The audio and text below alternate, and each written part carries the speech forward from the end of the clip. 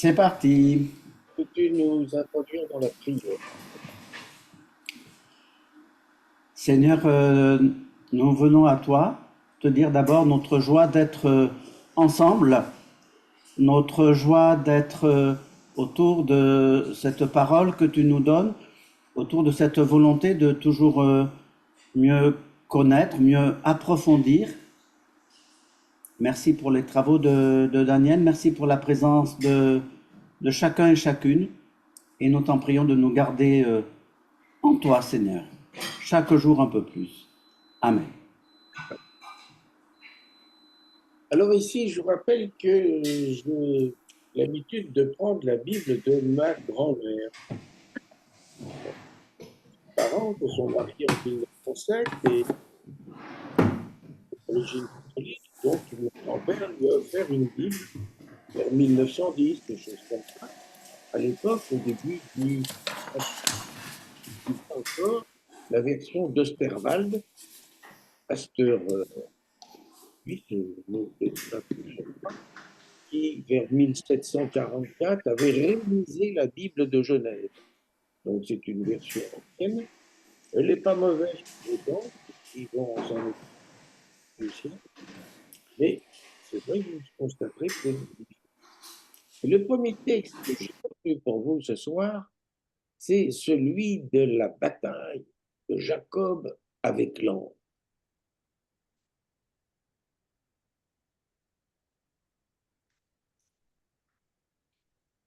Jacob se leva cette nuit, prit ses deux femmes et ses deux servantes et ses 11 enfants et passa le gué du Jabon. Il les prit donc et leur fit passer le torrent.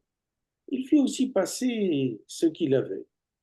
Et puis Jacob demeura seul.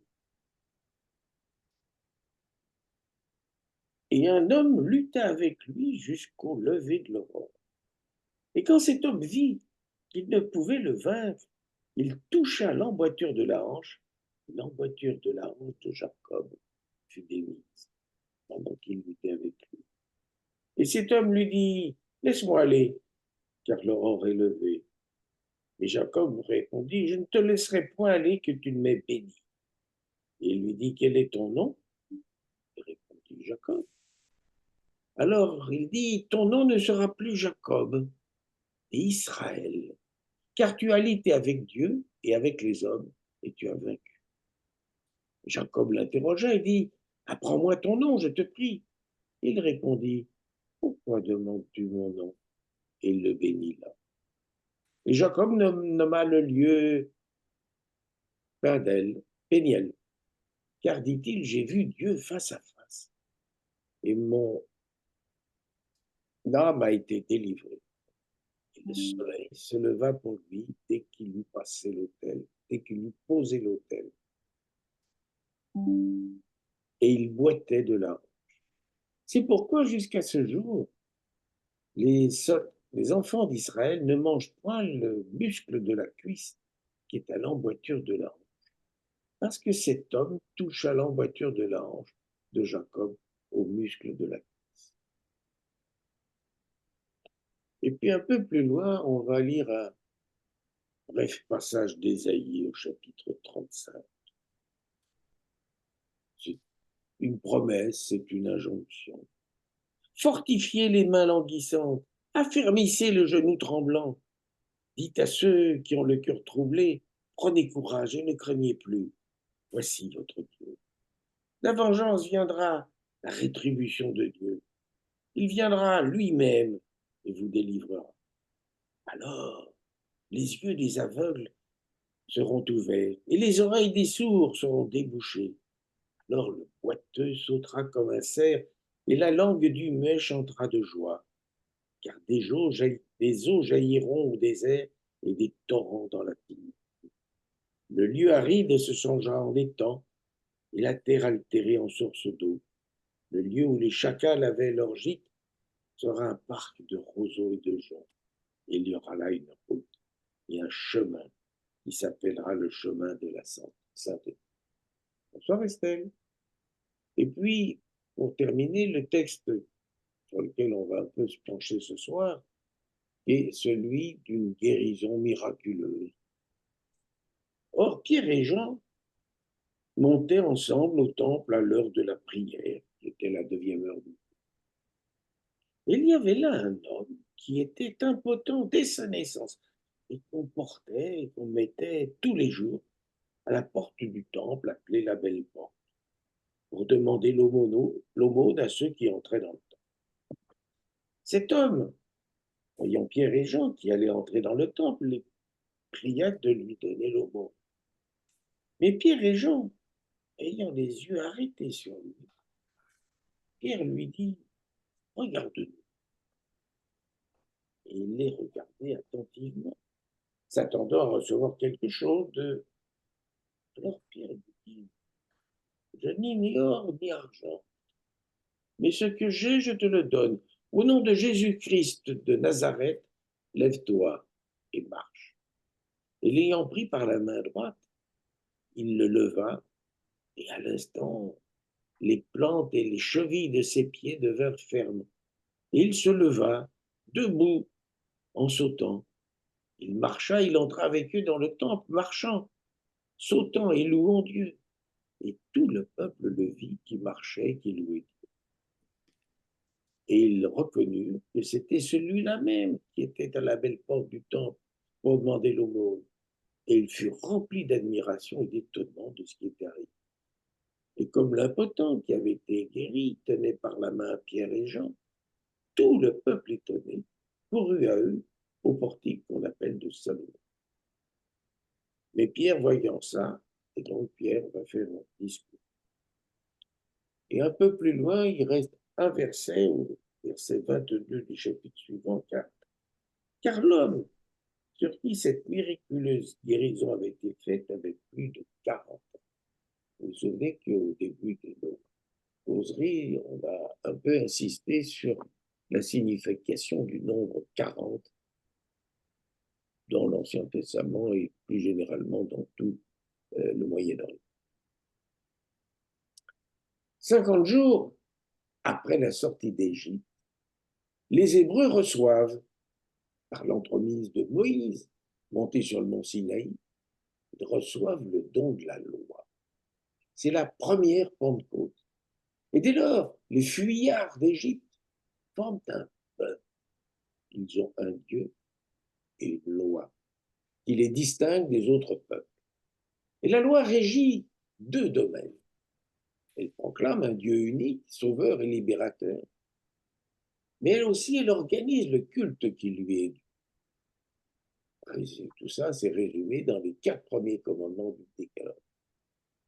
D'autre part, la loi énonce des règles pour vivre ensemble qui sont résumées dans les 6 autres commandements du Décalogue.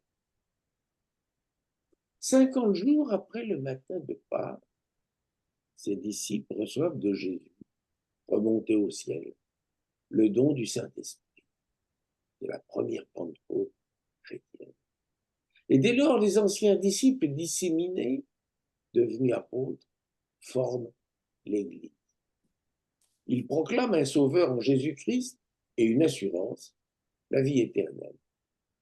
Comme autrefois le peuple hébreu, l'Église naissante va s'organiser en 2 domaines. D'abord, l'annonce de la bonne nouvelle à tous, la prière, la louange, l'édification des croyants, nouveaux comme anciens. Et c'est l'objet des discours de Pierre devant le peuple, le matin de la Pentecôte, devant les Juifs et devant les Sanhédrins, au chapitre 2, 3 et 4. Et puis le second domaine qu'organise l'Église naissante, c'est la charité à l'égard des faibles dans l'Église, qu'on appelle aussi la diaconie. Et notre texte relate le premier acte concret de diaconie après la Pentecôte, c'est dire sa valeur exemplaire. Il relate le cas d'un homme dont on peut dire avec assurance qu'il a complètement raté sa vie. Il est infirme, boiteux.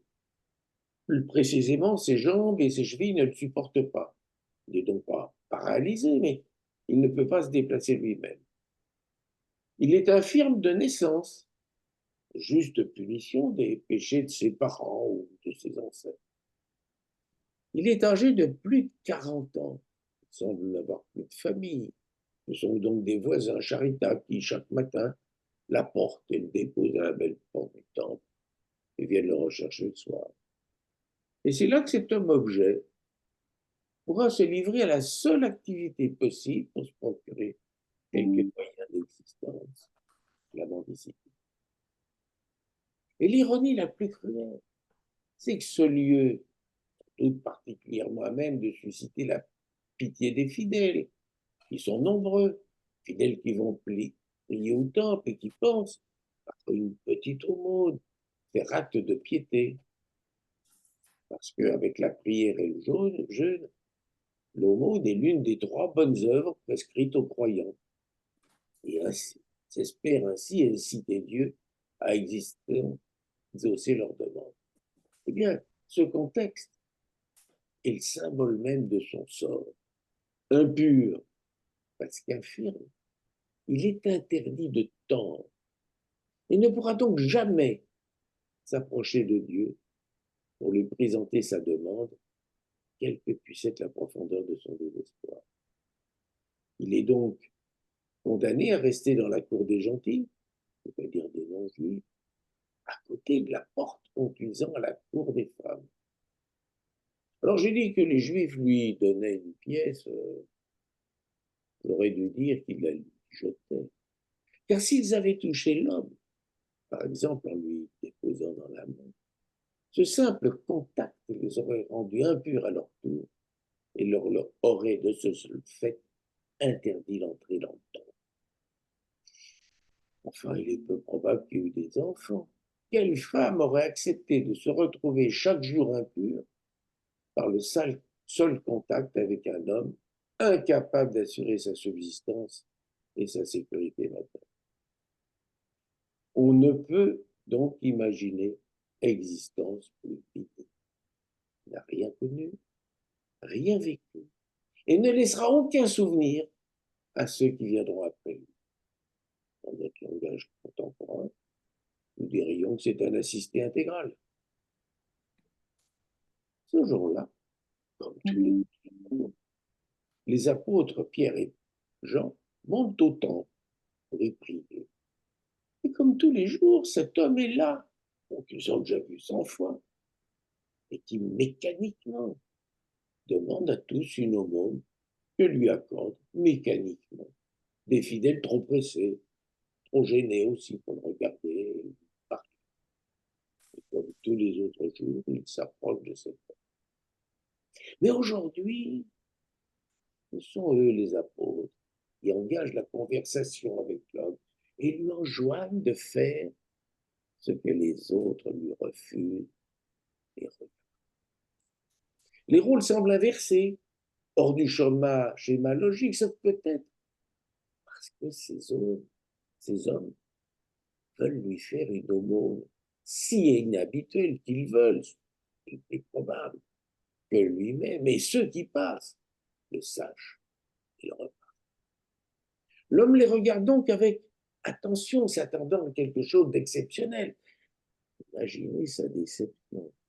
Et surtout son incompréhension lorsque les 2 apôtres, sous un fallacieux prétexte, lui refusent la charité, cette somme maudite qui lui est indispensable pour manger ce soir. Je dis sous un fallacieux prétexte, les apôtres se récusent parce qu'ils n'ont ni or ni art. Mais enfin, ce n'est pas ça qu'il attend d'eux, mais modestement quelques pièces de cuivre.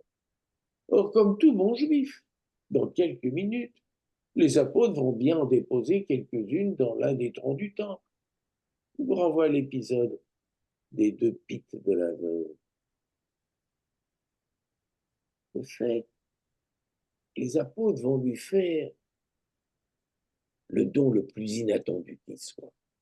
Ils vont simplement le prendre par la main droite, le lever et le faire tenir debout, sans que ce contact les empêche d'entrer quelques minutes plus tard dans le temple, en compagnie du mendiant, dont c'est le premier acte d'homme marchand. Enfin, il est un homme. Enfin, il est un juif reconnu et peut se présenter devant Dieu, ce qu'il n'avait jamais osé imaginer. Il faut activer Activer quoi? audio, etc. Il y a quelque chose qu'il faut que je recommence. Mais ce don non sollicité est lourd de conséquences. Désormais, l'homme va devoir s'assumer et vivre son destin. Il va pouvoir faire ce qu'il veut, aller où il veut. Choix redoutable pour celui qui a toujours été dépendant. En un mot, il est maintenant responsable, seul responsable de lui. On va essayer de décrypter un peu la signification de ce don, tel que nous le relatent les Actes des Apôtres. Il n'est pas sollicité, je l'ai déjà souligné. L'Église et ses fidèles s'efforcent de répondre aux besoins les plus profonds de ceux que la vie met sur leur chemin, pas nécessairement à leur attente exprimée. Il est fait au nom de Jésus-Christ. Les apôtres n'en sont que les vecteurs, pas les auteurs. Nul ne peut se glorifier du bienfait aux autres. Il est gratuit. Aucune condition préalable n'a été posée à l'homme. Ni croire en Jésus-Christ, ni accepter de le suivre, rien. Le texte ne nous dit pas ce qu'il est devenu. Pas nécessairement un chrétien, seulement un homme libre de lui-même. De même que le salut qui nous vient de Dieu est gratuit et ne dépend pas de nos mérites ou de notre conduite, de même le don fait à l'autre ne peut qu'être sans retour attendu. Son bénéficiaire est un boiteux de naissance. Vous savez, il n'y a pas de détails anodins dans nos textes sacrés. L'infirmité dont souffre cet homme n'est pas une maladie quelconque. Elle symbolise l'infirmité congénitale dont souffre le croyant à cette époque juive, que nous appelons le péché. Elle nous renvoie à cette interrogation de Jean-Baptiste, rapportée dans son évangile par le même auteur des Actes. Jean-Baptiste, emprisonné, plus que troublé par les informations qui lui arrivaient sur les premiers moments du ministère de Jésus, envoie ses disciples demander: es-tu celui qui vient ou devons-nous en attendre un autre? À cette question du prophète, Jésus répond de la seule façon qu'il lui soit intelligible. Il le renvoie aux anciennes prophéties qui annoncent le Messie. Les boiteux marchent. Mais cette prophétie a un fondement encore bien plus ancien, car le boiteux premier, c'est Jacob, qui au gué de Jabbok a cru pouvoir triompher de Dieu comme il avait triomphé des hommes, et qui de son combat a reçu le nom d'Israël, devenu celui de ses descendants. Jusque à quand boiterez-vous des deux hanches? Demandez-lui au peuple réuni sur le mont Carmel. Notre boiteux est guéri au nom de Jésus. Il se voit ainsi réaffirmé comme le sauveur du peuple de Dieu tout entier. Israël d'abord, mais aussi par extension l'humanité entière.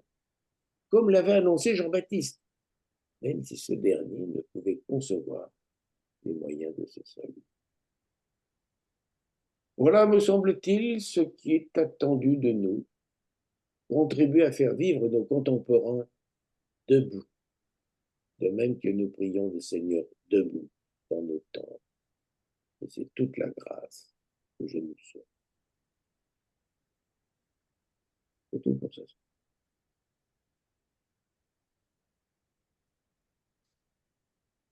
J'attends vos réactions.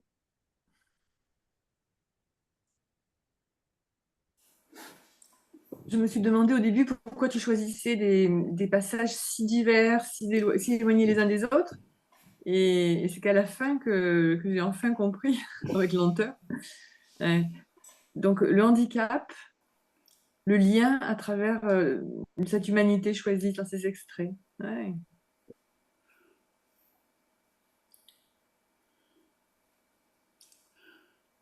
Georges, En tous les cas, merci à toi. Et effectivement, comme toutes les paroisses, on est toujours interrogé et on doit toujours se réinterroger sur la diaconie, sur le service de l'autre, sur nos fondamentaux, relier l'amour de Dieu, la foi, la spiritualité avec le service du prochain. Et effectivement, dans certains cas, on imagine que le service, effectivement, eh ben, c'est d'aider les gens à subsister. C'est quand même un bon début.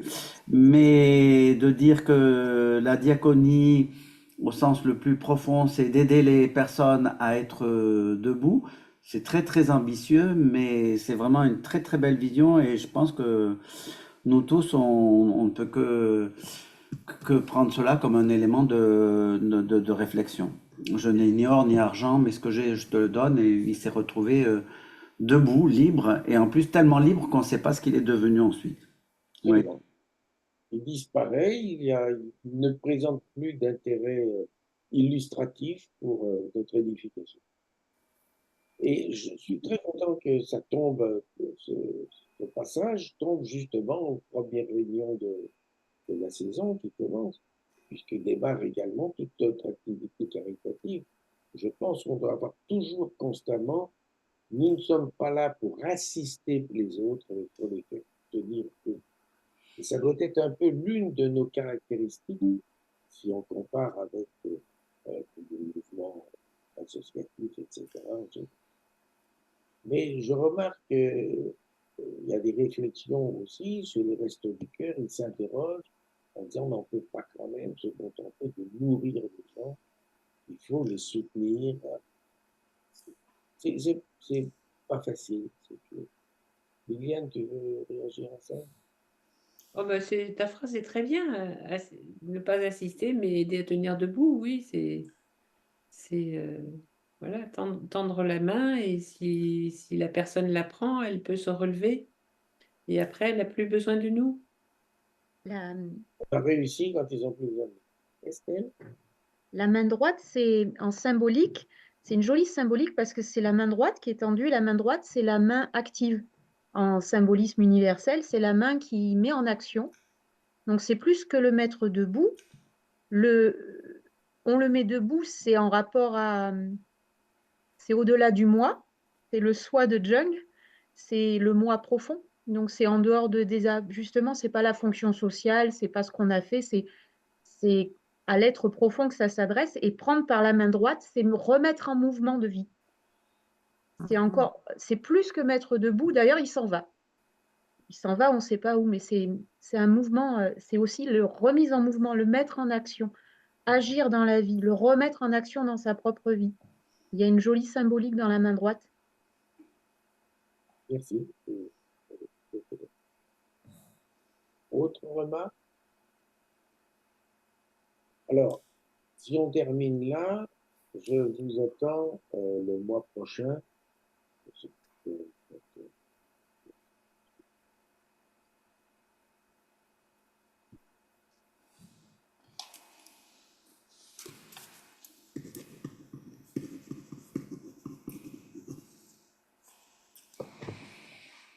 Le 16 octobre.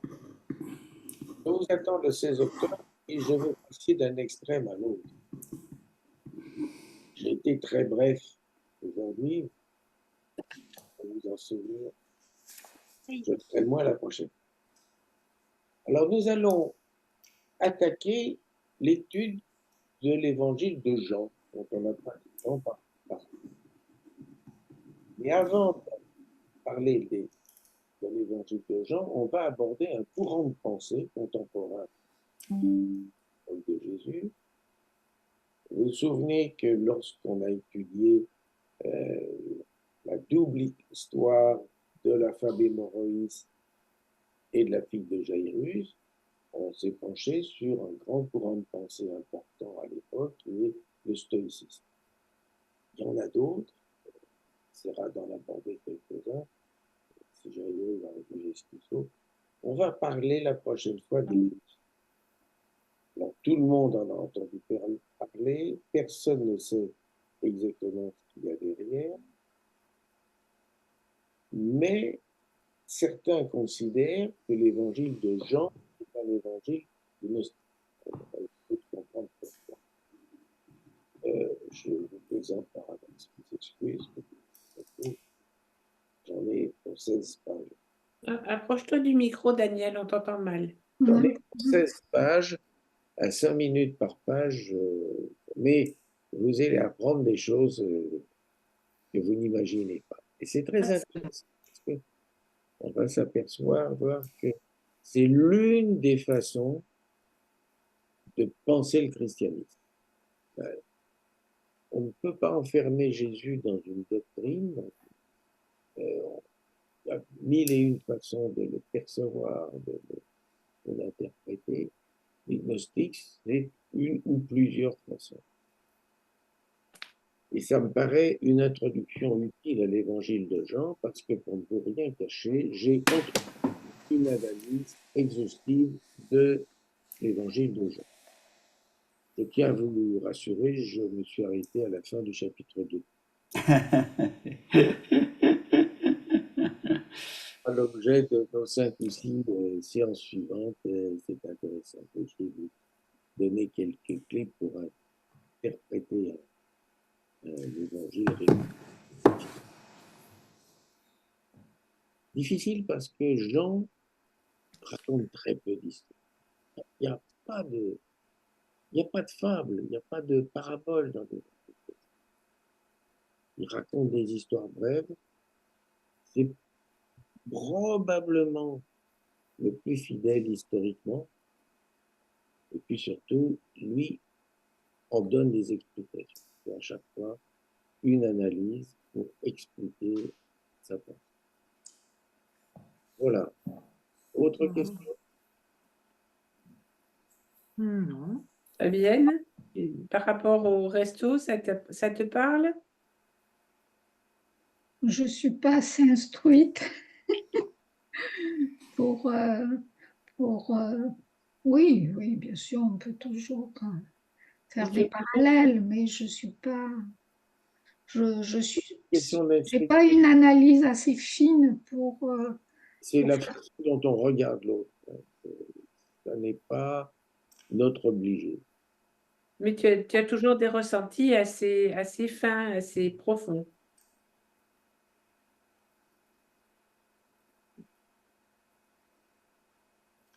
Voilà, je vous abandonne. Merci encore une fois à Daniel. toi, Daniel. J'ai une petite question, Daniel, Oui. qui est d'ordre complètement administratif, si je puis dire. Je vois pas, alors je ne sais pas comment je l'ai, parce que dans mon agenda, j'avais la date du mois d'octobre, mais je ne vois pas sur le site de la paroisse, alors en même temps, ça tombe bien qu'Aurore soit là. Est-ce qu'il y a un calendrier qui a été fait pour toute l'année ou pas? Non. D'accord.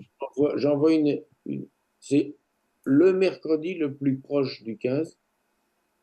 D'accord. Parce que l'idée, c'est voilà, d'éviter. On a une possibilité parfois d'éviter de prendre un rendez-vous qui serait en conflit ou pas, et si on sait la date à l'avance. Et j'envoie une invitation une semaine à l'avance. Si je l'envoie plus tôt, elle s'oublie. Oui, non, mais ça j'entends bien. Mais ok. Bon.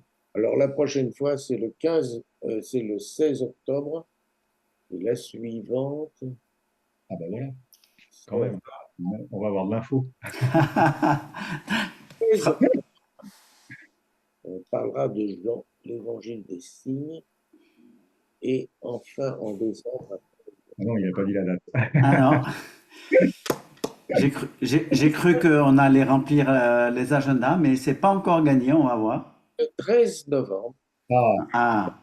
13 novembre, le plus près possible. Et en décembre, ce sera le 18 décembre. Et on parlera d'un sujet qui est absolument passionnant, sont les noces de Cana. Merci pour ces dates. Tout à fait. C'est noté. J'arrête l'enregistrement. Encore une fois, merci.